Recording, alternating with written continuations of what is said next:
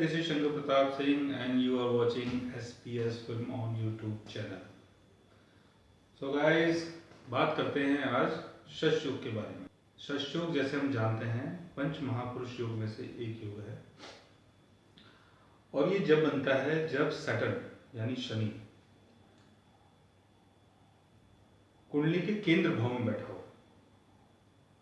केंद्र भाव means first, fourth, seventh and 10th भाव में। बट केंद्र भाव के साथ साथ शनि या तो अपने ऑन साइन में बैठा हो यानी कैप्रिकॉर्न में, या एक्वेरियस में बैठा हो, या शनि उच्च का हो यानी लिब्रा साइन में हो और केंद्र में हो शनि, तब शश योग बनता है। तो शश योग एक प्रकार का राजयोग होता है। शश योग वाला इंसान सीएम बन सकता है, पीएम बन सकता है, ठीक है ना, और किसी बड़ी कंपनी का सीईओ बन सकता है, मैनेजिंग डायरेक्टर बन सकता है, एमएलए बन सकता है, एमपी बन सकता है, होम मिनिस्टर बन सकता है। तो कोई भी जो बड़ा सरकारी पद होता है वो ऐसे लोगों को आसानी से मिल जाता है। तो शश योग एक प्रकार का राजयोग है। बट शश योग के अंदर एक थोड़ी सी कमी भी है। कमी ये है, अगर मान लो शश योग कैप्रिकॉर्न राशि में बनता है तो कैप्रिकॉर्न राशि में बनने के कारण हो सकता है कि आप चीटिंग के थ्रू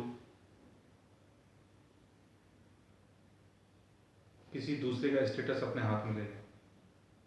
हो सकता है आप धोखे के थ्रू, हो सकता है बहुत ही प्रैक्टिकल वे के थ्रू किसी दूसरे का स्टेटस अपने हाथ में ले लें, ठीक है ना, और उसको अपना स्टेटस बना लें। बिकॉज जो सैटर्न है अगर वो कैप्रिकॉर्न साइन में आता है तो इंसान को बहुत ज़्यादा प्रैक्टिकल कर देता है।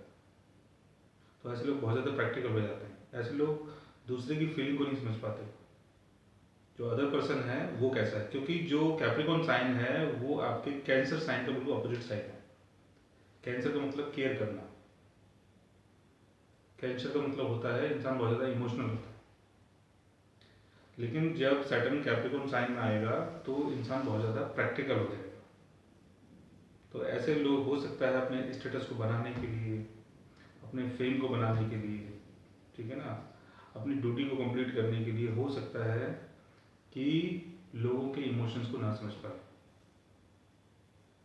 दूसरा, अगर शश योग मान लो आपके एक्वेरियस साइन में बनता है तो एक्वेरियस साइन में अगर शश योग बनेगा तो इंसान बहुत ज़्यादा मनी ओरिएंटेड होगा। ऐसे लोग बहुत ज़्यादा साइंटिफिक किस्म के होते हैं, बहुत ज़्यादा मतलब साइंटिफिक चीज़ों को यूज़ करते हैं, ठीक है ना, ग्रुप सेटिंग करना, गैदरिंग करना, रिलीज करना, बड़ी बड़ी पार्टियां करना, गेट टुगेदर करना, फ्रेंड लोगों को बुलाना, ठीक है ना, और अपना नेटवर्क तैयार करना लोगों के साथ, बहुत ज़्यादा सोशलाइजिंग करते हैं। बट ऐसे लोग बहुत ज़्यादा मनी ओरिएंटेड होते हैं। तो हो सकता है आप पैसे कमाने के चक्कर में अपने रिलेशन को भूल जाओ, हो सकता है आप पैसे कमाने के चक्कर में अपने फ्रेंड लोगों को भूल जाओ, फिर दोस्त यार को भूल जाओ। तो ये शश योग का यहाँ पर मैलेफिक असर है। अगर शश योग मान लो तुला राशि में बनता है और शनि उच्च का होता है तो तुला राशि का संबंध डिप्लोमेसी से है। तुला राशि एक प्रकार की कूटनीति को रिप्रेजेंट करती है। आप लोगों के साथ धार्मीय लोगों के साथ रिलेशन बनाकर, ठीक है ना, अपने कमिटमेंट को पूरा करके, लोगों के साथ ज्वाइंट वेंचर करके, अपनी कूटनीति को यूज के हो सकता है कि आप दूसरों के साथ चीट कर दो, ठीक है ना, क्योंकि यहाँ पर आप हो सकता है कि बहुत ज़्यादा डिप्लोमेटिक किस्म के हो, ठीक है ना, तो डिप्लोमेटिक किस्म के होने के कारण हो सकता है कि आप लोगों से चीट भी कर सकते हो, क्योंकि सैटर्न अगर तुला राशि में आएगा तो इंसान को बहुत ज़्यादा डिप्लोमेटिक बना देता है, ठीक है। अब डिपेंड करता है कि जो शश योग है वो एक्चुअल में काम करता है कि काम नहीं करता है। तो शश योग अगर मान लो सैटर्न अगर अपने ऑन साइन में है यानी कैप्रिकॉर्न में है या एक्वेरियस में है तो यहाँ शश योग ठीक है। लेकिन अगर सैटर्न मान लो आपके लिब्रा साइन में है और वीनस आपका डेबिलिटेशन में है या केतु के कंजक्शन में चला गया है या कुंडली के 6th, 8th या 12th भाव में चला गया है मान लो वीनस, तो शश योग यहाँ पर भंग हो जाएगा। तो यहाँ सैटर्न कुछ नहीं करता है, ये शशयुग बस फिर नाम का शशयुग रह जाएगा।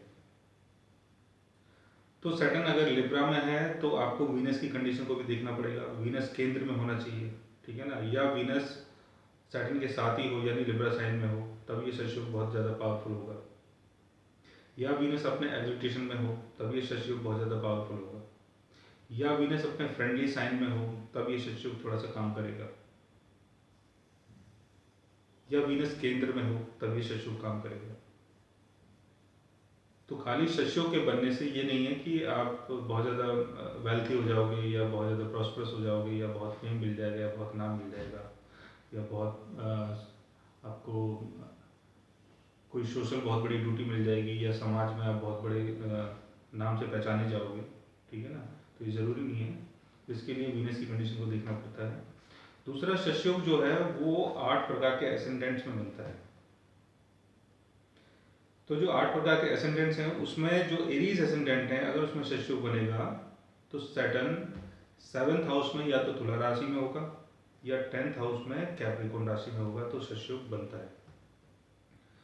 फिर दूसरा एसेंडेंट है आपका टॉरस।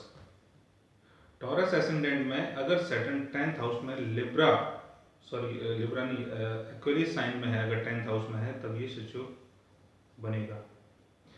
कैंसर एसेंडेंट में अगर सैटर्न आपके 4th हाउस लिब्रा साइन में हो या 7th हाउस कैप्रिकॉर्न साइन में हो तब शशयुग बनेगा। लियो एसेंडेंट में अगर सैटर्न आपके 7th हाउस में एक्वेरियस साइन में है तो शशयुग बनेगा। लिब्रा एसेंडेंट में अगर सैटर्न आपके 1st हाउस यानी लिब्रा साइन में ही हो या 4th हाउस कैप्रिकॉर्न साइन में हो तब ये शशयुग बनेगा। स्कॉर्पियो एसेंडेंट में अगर सैटर्न 4th हाउस में एक्वेरियस साइन में होगा तब शशयुग बनेगा।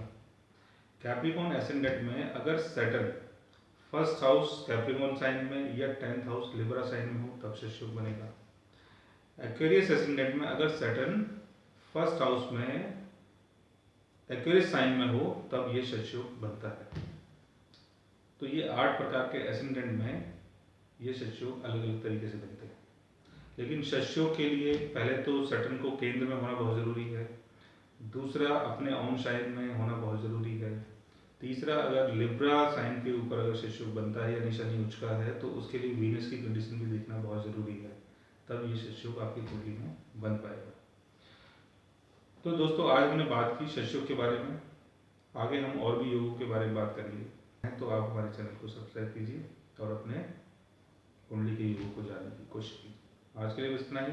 Thanks for watching. Bye bye.